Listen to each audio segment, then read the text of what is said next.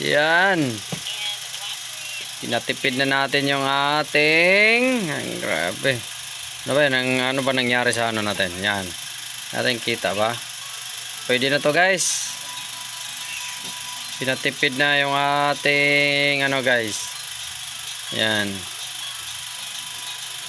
Dami tayong try and error dito para makuha lang to guys. Kasi kanina medyo bitin pa siya. Talaga pinatipid natin to.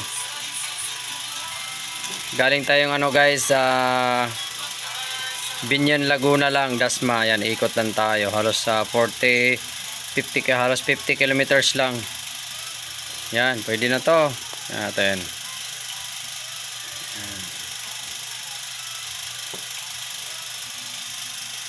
Yan, medyo okay na to. Malikot na yung camera. Focus natin. Yun. Yun. Diba? Okay na yan, oh. Oh. Kalawang guys. Pwede na to guys. Try and error natin.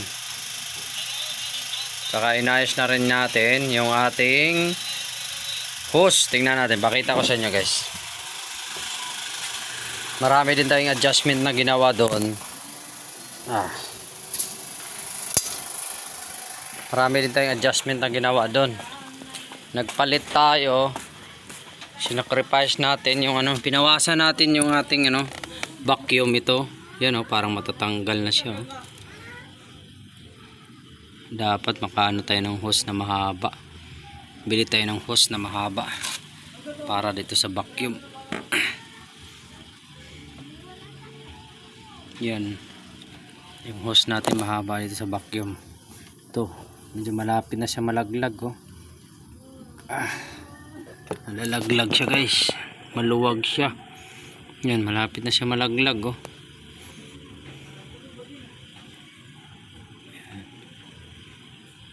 Marami din tayong ginawa. Kaya pero malaking bagay ito guys. Ito, pag ganito ang gas nyo, talagang safe na safe kayo. Na hindi nakakita. Safe na safe kayo na kulay kalawang talaga siya. Ayun, ano na siya.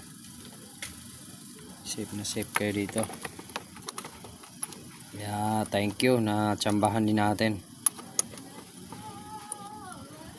Sa mga gusto magpadali guys, PM nyo lang ako guys at mag-comment lang kayo sa aking YT channel. Pag hindi natin nagagawa naman yung inyong mga motor, mga sasakyan, hindi naman wala namang bayad. Kailan ma-address talaga natin kung may issue.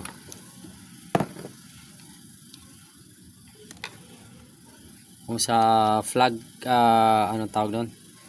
Sa carb tuning lang.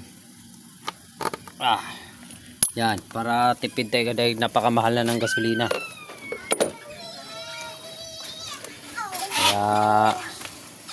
Kaya natin gawin lahat. Yan lang mga guys, sharing is caring. Aga Cesar work. Save money, save time, peace. Save time, save money, peace. Thank you.